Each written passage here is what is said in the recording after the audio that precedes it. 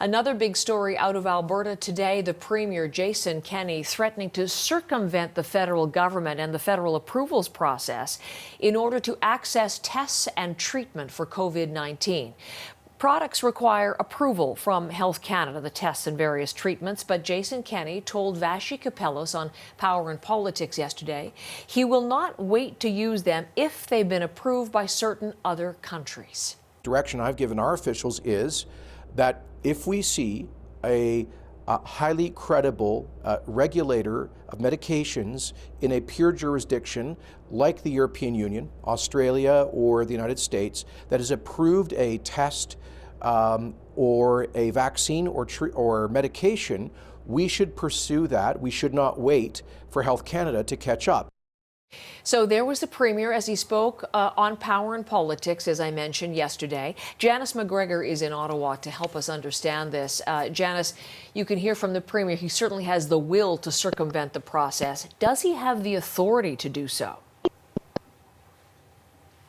Well, that's a good question, Heather. While healthcare is a provincial responsibility, the regulatory aspects of it, the approval process for drugs, vaccines, technologies that are used in healthcare, is a federal responsibility. This is in place to avoid having competing, inefficient systems across Canada. We talk about interprovincial trade barriers. If everyone had their own regulatory process, that would certainly be one of them, resulting in perhaps unequal access for Canadians from province to these various technologies and treatments. But what's at stake here? Testing so critical, as you just heard, to the pandemic response. There are tests that are being used in other jurisdictions now that are not yet available in Canada. Dr. Theresa Tam, Canada's Chief Public Health Officer in Health Canada, have been asked about that, why they have yet to approve some tests that are being used by other governments as part of their policies. They say, they are aware, they are exploring every single avenue when it comes to their options on tests, but they do have some concerns about significant questions, they say, with the quality of some of these tests and whether they are accurate. So they are doing their due diligence and they're not yet approved here. But we know that, developing vaccines, developing drugs, doing science does take time. And yet with COVID-19, time is of the very essence. In this interview, Jason Kenney was suggesting that perhaps bureaucracy was getting in the way of measures that would be required for Canada's response to the coronavirus. And he mentioned in particular one drug that he said Alberta is participating in the clinical trials for, that's hydroxychloroquine. This drug may sound familiar to you. It's used to treat malaria, lupus, other conditions. And Donald Trump last month started boosting it as a potential solution to the coronavirus outbreak. But there is no evidence yet that this actually works.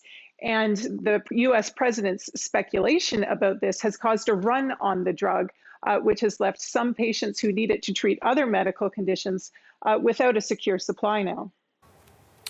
Janice, you mentioned Dr. Theresa Tam, the top health official in the land. In that same interview on Power and Politics, Premier Kenney was quite critical of her and Canada's early response, particularly on matters of the border and closing it down. So let's listen to something from the show yesterday and we'll talk about it further. Is Dr. Tam suggesting that the European Union's regulator of medications or the Food and Drug Administration approve things that are dangerous for public use? This is the same Dr. Tam who is telling us that we shouldn't close our borders to countries with high levels of infection, and who in January was repeating talking points out of the PRC about no evidence of human-to-human transmission. So quite critical of Canada's response there, Janice. What do you make of it there?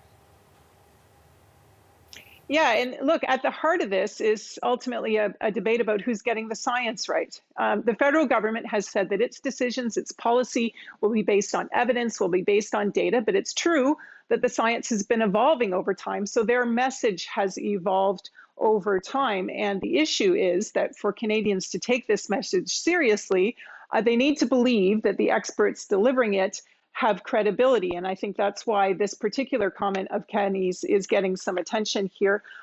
Despite the differences he has had with the federal government on other issues up till now, Alberta has been very cooperative with other provinces and the federal government on the coronavirus response.